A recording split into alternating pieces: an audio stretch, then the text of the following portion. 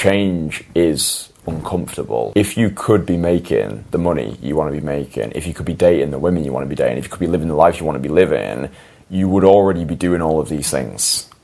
But you're not. In order for us to accelerate and get to the next level, we have to metaphorically crucify this current version of us and become the version of us who can actually achieve these things. So rather than being like, oh, I want to attract this absolute 10 of a woman, right? It's like, oh, who do I need to become in order to be able to attract that woman? Like, who do I need to become to make this amount of money a month, a year? Who do I need to become in order to feel super confident in myself? So rather than chasing these materialistic goals, we chase an identity. I think when we chase an identity, it makes it more doable, because it's like, oh, I can take the actions of the person who already does these things. I like the idea of guys working towards greatness and putting in that hard work and effort into doing that.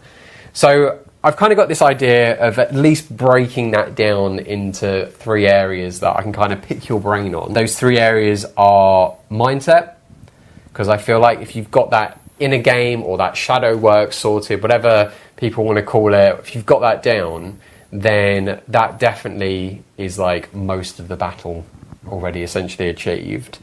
Lifestyle, because I think, you know, when you think about a guy who is at the top of his game in his life, he's traveling, he's on top of his fitness, nutrition and stuff, so it'd be cool to kind of pick your brain on things that you do, as well as maybe what you recommend to other guys to kind of do with that. Last one, of course, is dating.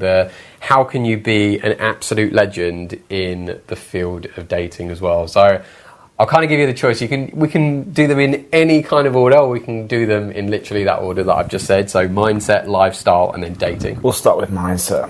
Mindset. Okay, so in your opinion, what can guys do to become an absolute fucking legend with their mindset? Yeah, that's a big... It's a very big question. Philosophical question, isn't it? Big question. Yeah.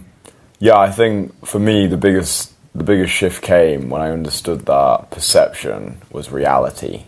Okay. So the way that I viewed the world, or the way that I perceived the world, was the way that the world started to respond to me. So if I left the house thinking that everybody was going to be against me, every approach was going to go terrible, all the women were going to be really frosty, no one was going to be receptive, then usually I became what I thought, and my perception of the world around me definitely translated into my overall reality there. So understanding that perception is definitely reality, and I do think that as somebody who has done a lot of the external work, like when I first started making my videos 4 years ago, I was definitely, I mean, I look like I just come out of the fucking gulags. Like I wasn't in a cheery position whatsoever. And definitely with all the guys who I work with, guys who should be absolutely crushing it on paper with women who look really good, what I've noticed is they still feel like the ugly duckling inside, like the internal hasn't caught up with the external. And the analogy that I always use is it's like working your bollocks off to buy a Lamborghini and then being too scared to drive it. So I actually do think, and this has changed from when I first started, but I do think that success with women, with business, with fitness, whatever it is that you actually want to become successful with, I do think it's about 93% in a game. Like, if somebody brainwashed me right now, like if somebody like inserted an SD card or sprayed me with like some like really like clever cologne and brainwashed me into believing that I was just like the most fuckable man on the planet, somebody like brainwashed me into believing that I was like God's gift to women, I was a great entrepreneur, a lot, like if someone actually brainwashed me into believing that, then I would act in accordance with that affirmation. My actions would match my ambitions. And like I've met a lot of guys, and the guys who are in my network, they're like, yeah, I've traveled to Colombia, I've gone to this place and this place. And it's like, always the guys who are doing the best, especially when it comes to women. They might not be the best looking, they might not be the most in shape, they might not even be making the most money, but like they outscore everybody on, I think, the metric that matters the most, and is the metric that I think has the biggest purchasing power in the sexual marketplace, which is belief. Like, if you genuinely do believe in yourself, and I think it's got almost like diluted in cliches, like you might see an Instagram post like believe in yourself, you know, all this stuff, but like it's actually the ultimate aphrodisiac. I think if you actually do genuinely believe fully in yourself, which is like believing in your product, believing that you are the best thing on this earth, because there's no rules to any of this stuff, we get to decide.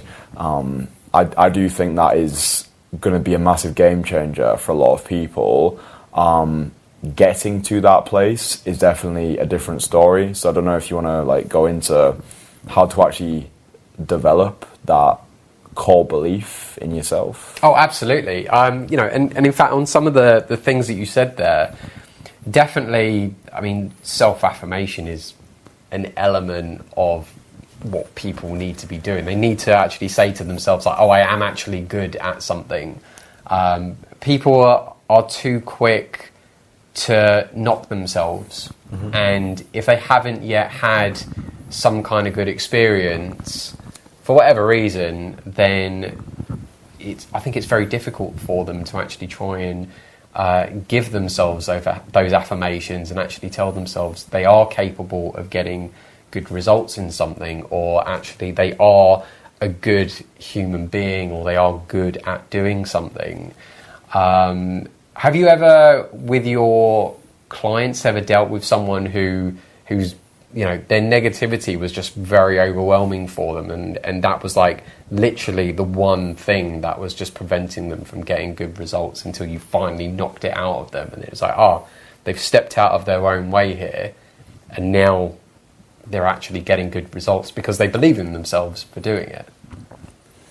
Yeah, so for me, I actually get, well, I mean, something that I give to people for free before they even consider actually working with me. It's a free course that I give out to people, and in that free course, there's something called the Personal Renaissance document. So I think that people actually get affirmations wrong. Whenever people make affirmations, they're always like, I'm confident, I'm great with women, I make lots of money, whatever. Very simple, isn't it? It's actually the pronoun which is the problem. So most people refer to themselves as I, but what I found to be true over the years is affirmations are actually more powerful when you refer to yourself in the third person, as if somebody else is saying it.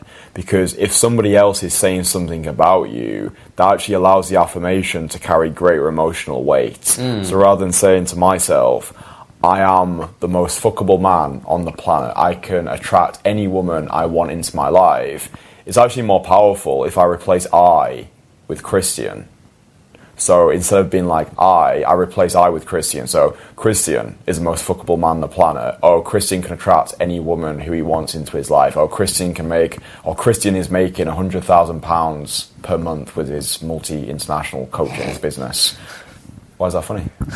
just how you said it with such a deadpan voice throughout that. Yeah, but like that's all in my personal Renaissance document. So I've already created mine, and I share it with the guys who are in my network. Also, you actually you've written something down as like mine is Chris. Okay, so mine is Kristian Casanova is a 7-figure entrepreneur. He makes £100,000 per month from his multi-international coaching empire. The reason why Kristian's clients are desperate to work with him is because he's the #1 cold approach coach on the planet, yada, yada, yada. So you've got a vision board? Yeah, it's personal Renaissance document. Yeah. So it's not a vision board, because most vision boards are stupid, because most vision boards... Yeah, but it's more picture-based. Yeah, but like most people refer to themselves in the first person, but for me, it makes more sense if you refer to yourself in the third person as if somebody else is saying it, and you talk about yourself as if it's already happened. So rather than like, I want to make, it's Kristian is making, right? And then by tapping into that frequency, you feel as though what it would feel like to be that version of you. Yeah. That's step one. And then step two is actually to act as if you already are that person. So like, what would that £100,000 per month version of me look like? What would he move like? How would he operate, right? It's like, he's got that abundance mentality. So whatever he spends, he'll make back. Yeah, if he sees the most attractive woman in the venue, okay, then that version of me would go over, he would talk to her. He wouldn't worry about money or finances because he's got that abundance mentality. So it's crafting your character strategically and then referring to yourself in the third person as though you've already achieved those things. Like that's what I did 4 years ago before I'd actually started any of this stuff. I already referred to myself as the number one cold approach coach on the planet. I'd already met myself in the future, who I wanted to be, and then I reverse engineered it. And now 4 years later, I've become what I practiced. I've become what I had in my mind, because it doesn't happen by luck. It happens by design.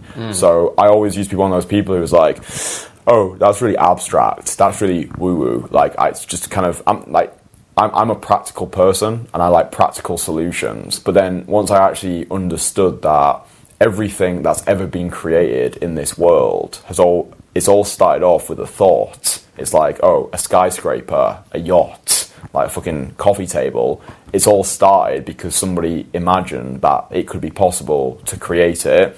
And it's the same with identity as well. Like, if you can imagine it, you can become it. We become what we practice. So you create your personal Renaissance document, you refer to yourself in the third person, and then you act as if you already are that person. And then every action that you take, you're investing into the identity of the person who you want to embody. So that's how change happens fast. And again, that's like a free thing I give away on my channel.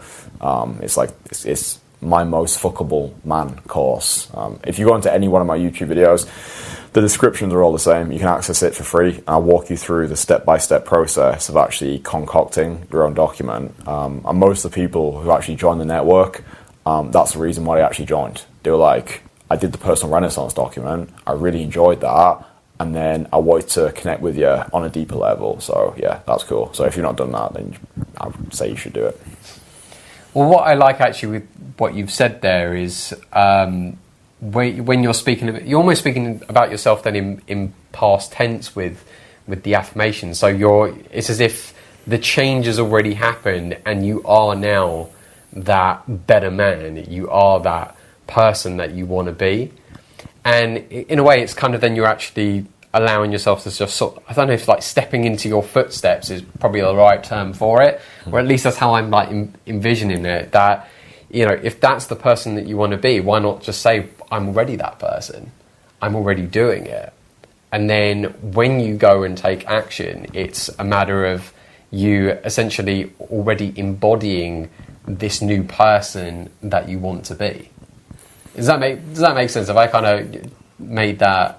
Right? Yeah, it's like, acting as if, like, the way that I operate my life is like, I'm already a millionaire, I just don't have the money in my pocket yet. It's like, I'm already the most famous man on the planet, I'm just waiting for the rest of the world to catch up. So it's like, the way that I perceive myself now is like before I started everything 4 years ago, my perception of myself was very dire, it was very dismal, it was very self-deprecating. Whenever I had like a positive intention or any sort of thing that positive pops into my mind, I would immediately like try to like quash it, be like, yeah, stay in your lane, who do you think you are? Like, you're never going to be able to do any of these things. I just came from like conditioning from childhood, and I think that's why doing all of this stuff, like, people label it as woo-woo, because the whole point of the ego is self-preservation. It's like, it wants to keep you static, it wants to keep you safe. But by doing these exercises, actually referring to yourself in the third person, acting as if you already are that person, it will feel a little bit weird at first, but that, like, change is uncomfortable. I think in order to reach that next level, because the way that I always frame it to people is like, if you could be making the money you want to be making, if you could be dating the women you want to be dating, if you could be living the life you want to be living, you would already be doing all of these things, but you're not, right? So in order for us to accelerate and get to the next level, we have to metaphorically crucify this current version of us and become the version of us who can actually achieve these things. So rather than chasing goals, we chase an identity. So rather than being like, oh, I want to attract this absolute 10 of a woman, right? It's like, oh, who do I need to become in order to be able to attract that woman? Like, who do I need to become to make this amount of money a month, a year? Who do I need to become in order to feel super confident in myself? So rather than chasing these materialistic goals, we chase an identity. I think when we chase an identity, it makes it more doable, because it's like, oh, I can take the actions of the person who already does these things. So it's like, you know, like fucking looking after yourself, training, sleeping well, like eating good food, approaching women each day, like looking after people in your family. So I think it's better to chase an identity rather than it is to chase a goal, if that makes sense. Yeah, and as you kind of worked on yourself over the last 4 years, I mean, even when I remember when you started, yeah, there's certainly a shift in mindset from then until now. The things that you mentioned, is that what you kind of did early on in your sort of like approaching journey, that you'd kind of embodied all these mindset shifts, and that's what took place, or what was the how did things start for you, and then at what point did you start incorporating these changes and then notice those changes? Yeah, so I've always seen cold approach as a catalyst for the rest of my life. Like, I never got into cold approach because I wanted to cold approach purely to cold approach. Like, I always saw cold approach as a way of leveling myself up across the board. So I was like, okay, if I can do this really scary thing that 99% of guys are never going to do in their lives, it's going to allow me to, it's almost a cheat code into becoming that top 1% guy, which I think a lot of guys who watch these sort of videos, that's what they're striving to become. They want to separate themselves from the herd.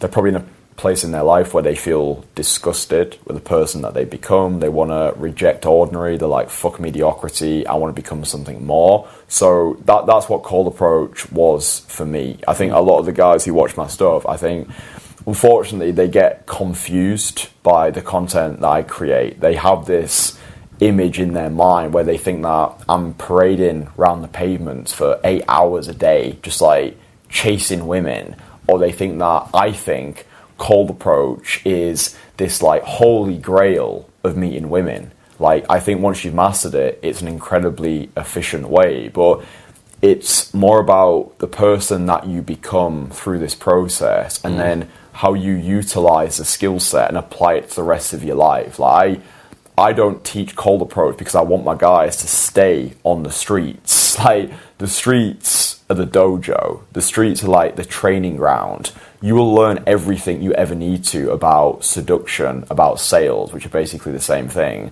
You'll learn everything that you need on the streets. But for me, you don't want to get stuck on the streets. It's like, okay, you've learned how to approach, how to converse, how to close. You've learned how to connect with your most authentic self. You've learned the skill set on the streets. But then it's like, how do I apply that as I go about my entire life? So it's like, right, at a party, at a bar, at a festival. So I like to view cold approach as this ultimate self-improvement exercise. Once you've mastered the skill set of cold approach, I do believe the world is yours, because that's what it's been for me anyway. I used to think I was confident before I got started with cold approach because I spent a decade as a magician. And then I realised I just had situational confidence. Take away a pack of cards from my hands and I just was very scared. But now I've developed that core confidence through cold approach, where I just believe that no matter what, I can handle it. There's a really great quote which is, throw me in hell, I'll find a way to enjoy it. So that's what cold approach is for me. It's not like just cold approaching, oh, I'll approach today, I'll do like 10 sets and then I'll message my... I just think that's just like a fucking retarded way of cold approaching. I think that's like where most of these losers get stuck, because that's like a decade out of date. Like, yeah, like we both know, you can meet incredible women just on the streets. Like she's coming out of Zara. You can meet the love of your life just zipping past you. But for me, it's more holistic than that. It's who do we become through this process? And that's the way that I've always viewed it. It's like for me to meet my wife-worthy woman, it's about me becoming the version of me who's ready to receive her. So that's how cold approach has played out for me. And I agree with you that, you know, every approach that you're doing is essentially training you up to be the person that you want to be, who is going to be that right kind of guy for that perfect girl out there that they want to have a relationship with or get married to and have kids with as well. No, very interesting. So I think, I mean, again, I always love the practical side of things. What can guys new to the idea of trying to work on their mindset to this legendary status, what kind of action steps can they take to work on that inner confidence? Yeah, so I think that becoming a fucking legend is actually easier now than it's ever been before, because most people are sheep. Most people are static spectators rather than active players, right? So most people are just glued to a screen all day fucking scrolling TikTok. So your competition is actually not that fierce. But I would say, super practical terms, I think any guy who is serious about transforming, especially guys who are clicking on this type of content, it's like, you already know in yourself there's action that needs to be taken, right? You're not ordinary. You're not ordinary if you're watching this type of content, because it means that you've already got a call to action inside of you. So you're ready to create something special. Do 100 direct cold approaches ASAP. That's the formula that I give to everybody. 100 direct cold approaches, which literally means you finding 100 women who you find attractive, going over to them, being like, hi, excuse me, you look amazing, have a good day. You just do that 100 times. If you can do that 100 times, you're going to operate on a completely different frequency to 99% of guys. The reason why I say 100 is because in my experience, that's what it takes to actually develop proficiency. If you just do one approach, doesn't really make that much difference. Like you might feel on like a little bit of a high for like a couple of days, but then it'll subside. 10, meh. Once you've done 100 direct cold approaches, you're going to be operating on what I call godly frequency, because you're going to be like, whoa, I've done 100 right now. It will start to feel as effortless as drinking water after you've done 100 direct cold approaches. And that would be the main thing that I would give to anybody. Like a guaranteed way of developing that rock star confidence. Do 100 direct cold approaches as soon as possible. View the rep itself as the reward. Be action focused rather than outcome dependent. So you're not approaching these women to get phone numbers, to get dates, to get happy endings. You're viewing it like going to the gym, right? You're lifting the barbell, not necessarily because you want to get a bigger chest, but to prove to yourself that you've got the strength to do the thing. So once you've done that 100 times, you will feel like a completely new man. And this is what I suggest to guys before they even consider working with me, joining my network, traveling the world with me. It's like, go outside, do 100 direct cold approaches, and get yourself to that level where you go from 0 to 1. Yeah, because once you've gone from 0 to 1, just being at that place where you've already got 100 direct cold approaches under your belt, it doesn't even matter. You could be 21, you could be 31, you could be fucking 71. Get 100 direct cold approaches done as soon as possible. You'll start to feel like a fucking legend, because when I was first learning magic, like at 13 years old, I had severe social anxiety. I used to break out into these sweating fits at school when I got put on the spot to answer questions. I understood that belief follows action, right? I can't think my way into this fucking legendary state. I need to take difficult action. I need to dive bomb into discomfort. I need to use resistance as my compass. And every time you're able to just jump into something that scares you, you just start to develop more of that belief. But for me, anyway, in my experience, belief follows action. No, I think that's a great way to put it. So as long as guys are at least taking action, approaching women, also perceiving this sort of new version of themselves, and rather than saying I will be that person, say that they are already that person. And in fact, rather than saying I, swap it with their own name to make it as an even clearer and bolder statement, which I think it then, by the sounds of it, they'll relate to it even more. It sinks in more because they're having their name thrown in there. It's a bit like if someone tells you off, if they don't use your name, it doesn't quite hit hard. But I think when someone says like Daniel, how can you use it? Then it's like, okay, right, yep, you've caught my attention loud and clear here. So interesting. No, I like that there's very simple changes and tweaks that people can make, and also just creating. I suppose I know you don't like terming it as a vision board. In my mind, I'm gonna kind of perceive it as a vision board. So document. You've got the text version. I've got the image version in my mind. But it sounds like as well that just having also something to be aiming towards or working towards can just help to. I don't know if lubricate the process is probably the right term for it, but it just gets the ball rolling.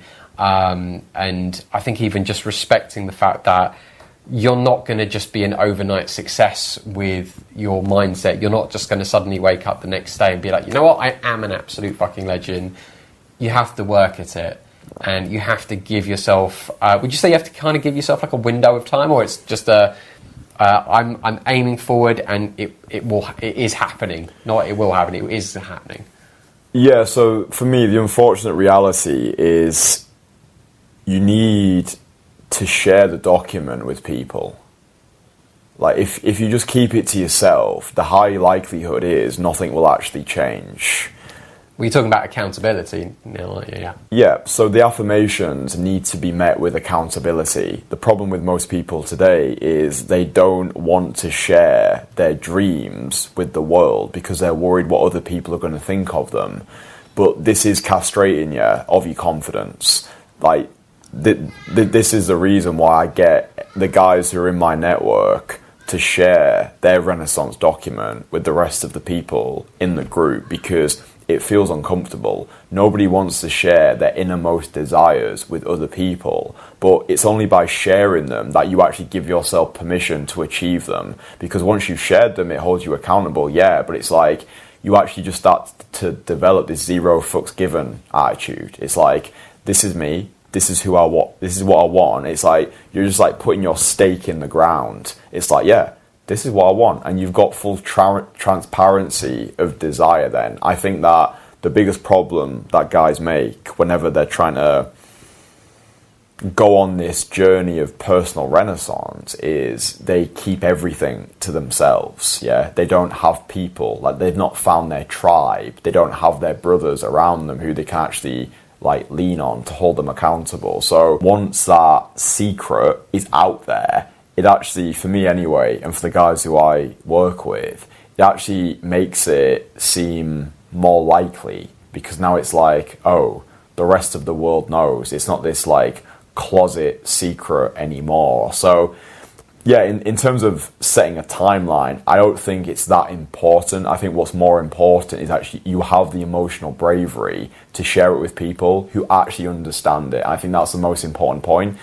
And that's the reason why I put my network together, because it's this echo chamber of empathy. There's nothing that my guys can't share with each other that they're just going to get flooded with support. Even if a guy's like, hey guys, I'm struggling at the moment. I'm struggling with addictions. Like I'm really in a bad place. It's like, boom, flooded with support. Like I've had conversations with people who I've worked with that they've never had conversations like that before, because they know that they can trust me. So I think just find your tribe of people, attract your people, repel the rest, make sure you've got your document, and then actually have the emotional bravery to share it. I think that's the most important thing. Which kind of leads on to, I think, the next section, which is creating that lifestyle of a legend. Because I quite like that, even with the community side of things, like being able to work with one of your clients here in Amsterdam, and I know obviously you're going to have another client tomorrow. I think it's been brilliant that your reach has become international, that you are working with clients all over the place, and you've also created for yourself this like international man of mystery lifestyle that has allowed you to travel with work, which certainly makes it, I think, even more attractive to the women that you're meeting when you're going out and about, especially in the conversations that I've sort of filmed you and heard you have with people. So what can guys do to also now work on this area of their life, their lifestyle? What can they do to become a legend in the lifestyle area? I know it's an even broader title, but I suppose we'll kind of limit it to things like health or fitness, nutrition, traveling, social circle, community, those sort of things. And maybe if there's anything else even outside of that, those bubbles. But yeah, in general, as a lifestyle, what can guys do? Yeah, so I think this is an important aspect, because I think good game can't make up for a shitty location. So I think you need to really make sure that you go where you're valued, you go where you're appreciated, you go where you find the women attractive, you enjoy the weather, yada yada yada. So just for context, when I started everything in 2020, I had £24.82 of universal credit in my bank account, right? So I was completely broke at that point in my life. I was 23 years old. I was actually borrowing money from my mum in order for me to pay for things. Like when we first filmed together, like that was money that some money came through from magic, other money I had to just borrow from like family members, because I just didn't have the money in my bank account to facilitate any of this stuff. But I just knew that I knew who I wanted to be, because it started off with the personal renaissance document. I knew that I wanted to be the best in the world. Was it also called the personal renaissance document 4 years ago? No, at the time, no. Did it have more of a quirky name? No, it was just like a fucking PDF that wrote. It was just like who I want to be. Kristian's dream job. Vision, yeah, exactly, yeah. And then when I got in contact with you, and I was like, hey, I've heard you're the guy to do the filming side of things for me, and like it didn't even matter what figure you said to me. Like, it didn't matter how much it was going to cost. I knew I was going to do whatever it took to get that money together. Like, I was going to pay for the train ticket, the like, it doesn't matter. And like, I think this is the biggest problem that I see with guys today. They are, quite frankly, just little bitches. They don't have what it takes. They don't have this killer mindset where it's like, right, I've got this vision. I know who I want to be. I'm going to do whatever it takes to achieve this thing. It's like, oh yeah, you know, like maybe I'll do it next year. Oh, I need to talk to my dog about it. Yeah, they kind of give up and create excuses. It's complete bullshit. You're never gonna get anywhere. So, like, the point being, when I started, I had no money, right? No money whatsoever. 14 months later, I was living internationally, right? 14 months later, I had my first European jaunt to Krakow in Poland. So I left my 9-to-5 job, like 14 months after starting, with nothing, like literally nothing. I got money from the fucking government. Like 14 months after starting, I then had £3,000 in my bank account, which is still next to nothing. But that £3,000 demonstrated to me that I had a safety net that I could optimize to actually make something of this coaching business. So 14 months after I started, I left my 9-to-5. I was working in the Railway Museum in York. I was a public speaker, and I left that job like 14 months after I started filming with you. And then I started living internationally, like started to live this international lifestyle. But for me, realistically, if you want to do the whole international lifestyle, I believe just to get started, you only actually need £2,000 a month of recurring revenue to actually be able to go anywhere you want in the world. I had a conversation with one of the guys in my network, Joseph, who's been living internationally for the past decade, and we both agreed on this figure. If you can find a way, this is just at the start. Like, I don't want anybody to think that you should have aspirations of just making £2,000 a month, like recurring. But to get started, that's actually a solid number. Like, if you can make £2,000 a month recurring, so maybe you can do e-commerce, you can do drop shipping, you can do affiliate marketing, you could be a high ticket remote closer, so you do like sales and like sell other people's products.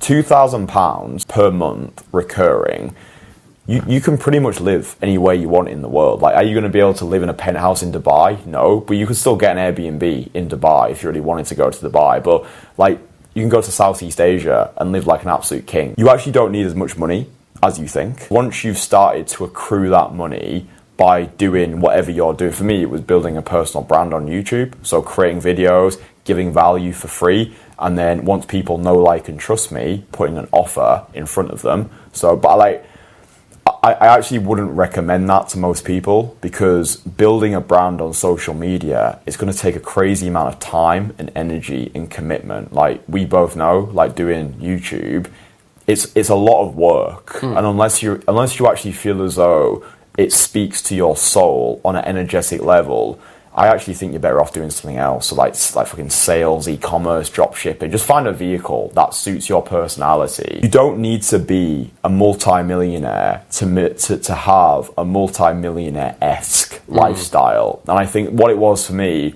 once I got that first taste, like I lived in Krakow in 2022. My Airbnb cost £296 for the month. Like £296 for the month. In Leeds, the city that I was living, it cost me about £1,200 for all of my expenses. And I could live via Airbnb in Krakow, £296 all in. Didn't have to pay for water, council tax, Wi-Fi, electricity. It was all in that price. So once you found your vehicle to actually make money, honestly, I do believe the world's your oyster. But I think that going from that 0 to 1, I think that's the biggest step for most people. But I think that a lot of people don't realize how doable the whole international lifestyle is. I think for a lot of people, it's the fear of the unknown, right? Comfort is the biggest enemy. It's like, oh, well, you know, I've got my comfortable job. I'm working at the fucking Four Seasons Hotel. I make X amount. It's like,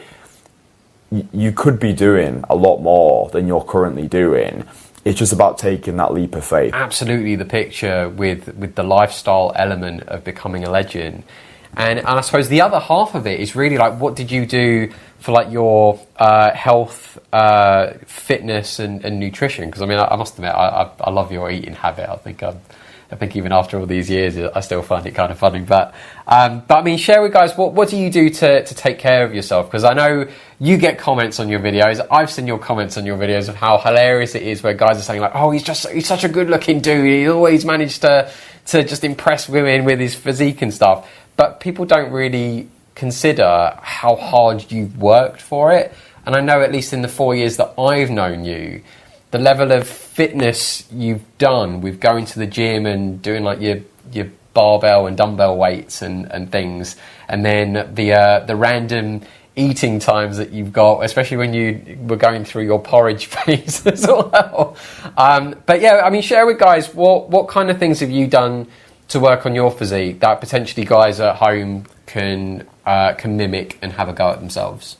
Yeah, definitely. I think that whenever I see these comments like, oh, it's easy for this guy, he's got X, Y, Z. Oh, it's like, again, most of these people online are genuinely retarded, because when I first started making videos 4 years ago, the narrative was very different. It was always, this guy's ugly, this guy's physically disadvantaged, this guy's a 4 out of 10 at best. Yeah, I remember that they just knock you for literally everything. So people want to see you do well, they don't want to see you do better than them. And I've noticed that once I've started to surpass people, the narrative has shifted significantly. Now it's like, oh, this guy gets results because of the way that he looks. Well, hang on a minute, 4 years ago, it was a case of I couldn't get anywhere because of the way that I looked, right? So the way you start is not the way that you finish, right? I'm a perfect example of that, and that's why I've used this channel on my YouTube to document the entire process, right? I started off in the absolute mud, and now I'm in a position in my life where people are actually criticizing me because of the vanity metrics that I've accumulated. The only people who will ever criticize you are people who hate themselves, right? People who hate themselves. You'll never find a successful person who hates on other people, right? Because they're successful, they don't need to. So it's always the low-life losers who've got something to say, right? So that needs to be kept in mind. Whenever you get criticized, whenever someone says something like nasty about you, it's always a reflection on that person. They are deeply unhappy with where their life is. And it would have been very easy of me to go down that route as well. Like, I could have ventured towards that, like, black pill, bitter, or all this fucking nonsense. But, like, ultimately what I learned is no one else is coming to save you. No one gives a flying fuck about you, right? If you want to wallow, if you want to cry, and you want to complain, I've got to a point now where I just don't have time for those people. There's a guy who commented on one of my videos the other day who just like fucking complain or whatever. I'm like, yeah, cool, dating's over for you. Go fucking lie in a ditch somewhere, because I don't really care anymore. It's like, if I've been able to make something of myself from where I started to where I'm at now, if you don't want to put the effort in, then honestly, fuck you, because like it just demonstrates like who you actually are as a person. Like, why would a woman want to date you if you can't even, like, you wouldn't even want to date yourself anyway? So to answer your question, my eating habits, yeah, so I think like I've been doing intermittent fasting for a really long time. So I basically don't eat for 24 hours, and that allows me to feel mentally sharp. I feel more mentally cognizant. I can reiterate my thoughts better. But I think once you start living internationally, you're going to find a lot of discomfort. You're going to be out of a routine. So the thing that's always helped me is just doing like sprints. So wherever I go in the world, I find a really steep hill, and I'll sprint up that hill, like, you know, sprint up, jog back, sprint up, jog back. That's just been a really great way to just sort of live that sort of like legendary lifestyle. Like doing those sprints really puts you into a different sort of frequency. When I was living, so that's what you do for fitness wise, when you're traveling around, especially if you haven't been able to get like a gym membership somewhere, or is that you still get a gym membership and you go and find a hill and go running? Usually I'll just find a hill and go running. Yeah, it's just like, I just find it's just a better high than any sort of like weightlifting. So I find like if I'm doing any sort of weightlifting, I always find I'm very static. I'm sat down on like weight, whatever. So I just like those like short bursts of intensity where I go hard, get it done within 30 minutes, and it's like, by doing that at the start of my day, it's like I've front loaded, and then everything else that I do that day feels a lot easier. So like when I was living in Cyprus at the start of this year, myself and Ephraim, who's a member of the Entourage, we did sprints at the start of our day, and then we went back, we had a cold shower, and then we did our approaching sessions together, and we just found that the approaches were just so much more seamless, because we'd already done the most difficult thing at the start of the day. Once we did the sprints, like approaching women felt completely effortless. So yeah, I mean, my routine's pretty simple. I just try not to eat like really shit food. I sprint. I just like sprint my absolute bollocks off, and then I get cold showers, and I then will cold approach women who I find attractive, and that makes me feel nice. Okay, and I suppose really like final question, just to give guys a bit of a structure with how they can attempt to do that themselves as well. What kind of frequency, or how frequently I should probably say, are you doing workouts a week? How do you spread that out? How long are you doing them for? And then as for eating habits as well, what does that kind of look like, and what are your meals typically when you're doing that? Because of course all these things will help shape your physique, and it sounds like even with how you think about stuff and articulate things, it also seems to make a difference. And I know in all the years I've known you, you've been very good at being able to articulate stuff, far better than me anyway. So yeah, just how frequently would you do all these things, and yeah, what sort of things would you eat?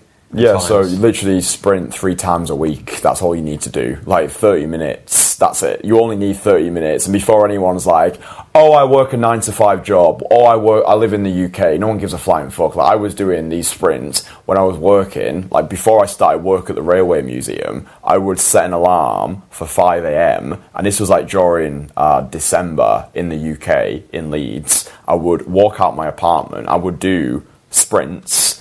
And I would go back, I'd get a cold shower when it was like -2 outside. Then I would do my job at the Railway Museum. Whilst I went to the Railway Museum, I'd be editing my videos in the fucking library during my lunch break.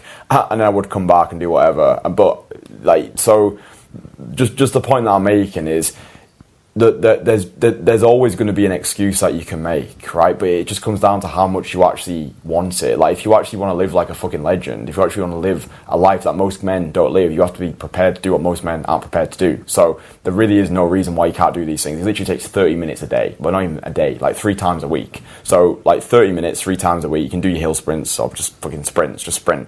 And I just eat once a day. Like, I usually eat at like 6 p.m.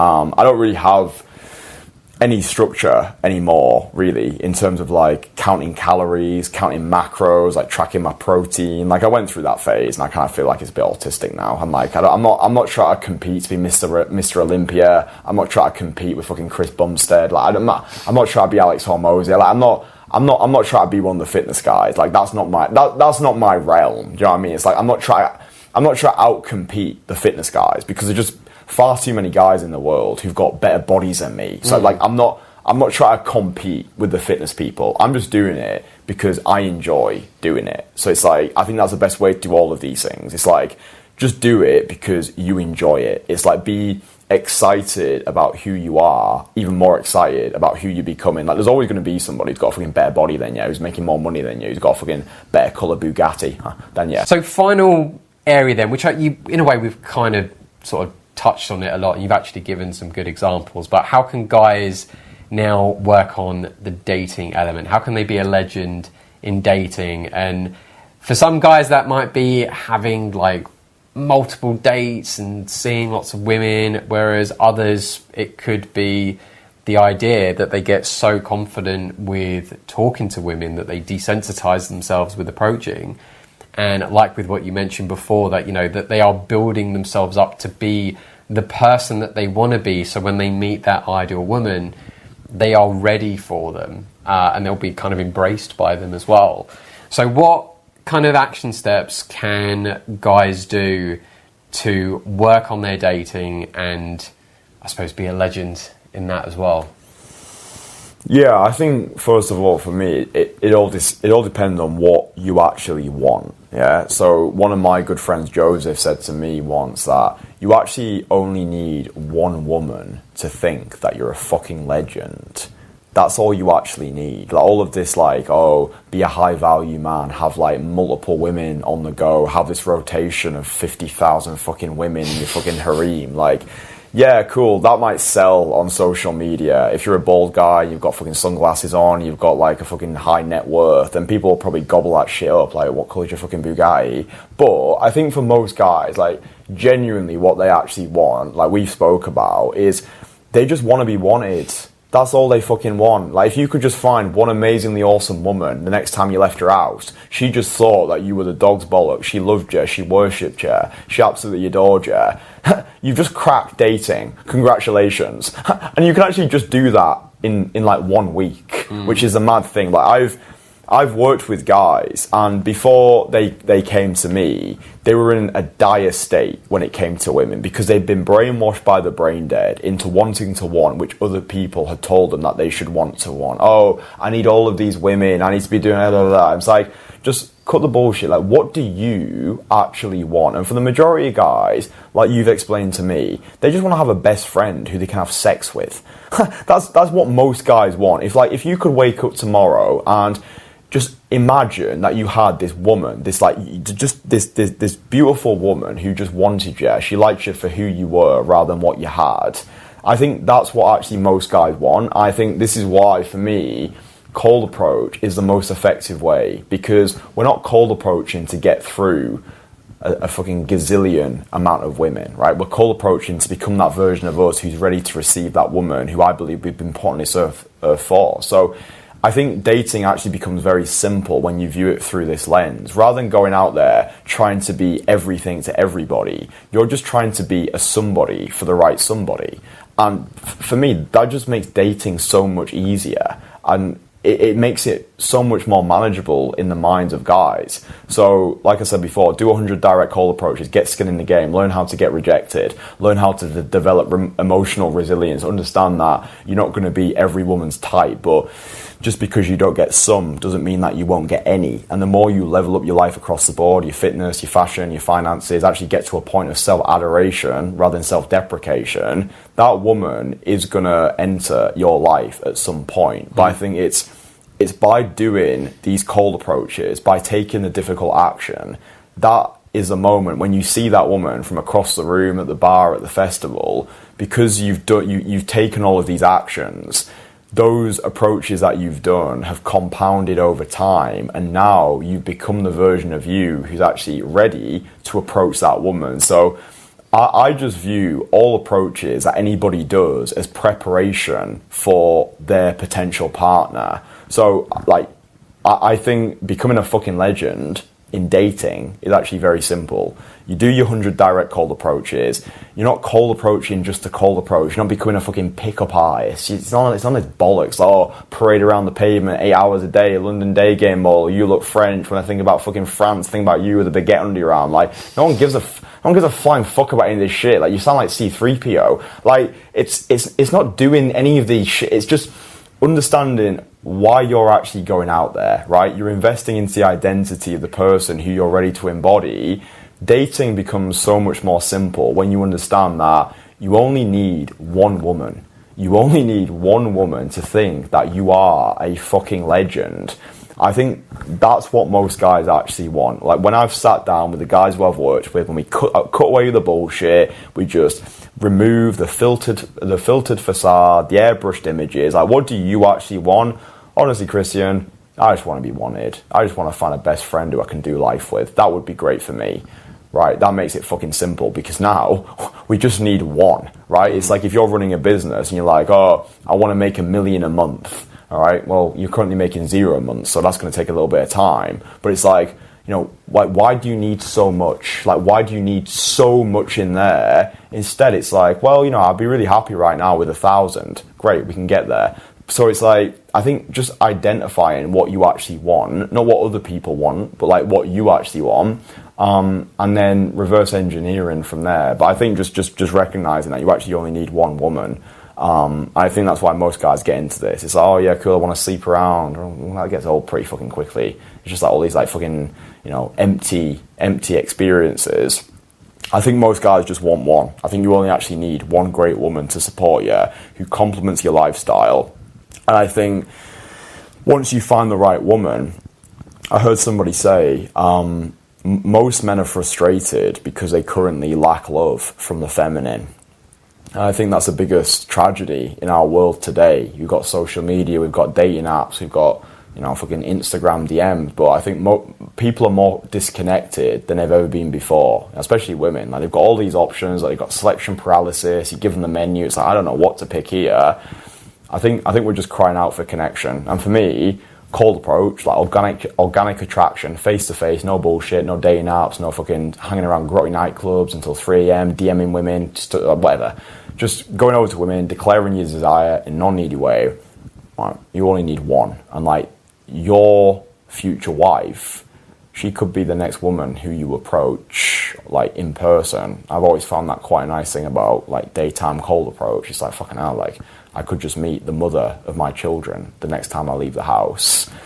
And I think that's quite a nice thing. If you want to connect with me personally, then I run a private network. It's like a private community. It's called the Entourage. That's where all my high-level guys hang out. We've got 6- and 7-figure entrepreneurs, business owners, digital nomads, just high-level guys who are crushing it. It's got a specific interest in cold approach, right? So if you're a guy, if you're an entrepreneur, if you're a business owner, if you're a high achiever and you want to connect with other like-minded guys who actually get it, like, enter a safe space where you can associate yourself with other guys who are out there in the field, and also guys you can have a pint with, guys you can talk about fucking football with, business, philosophy, art, whatever.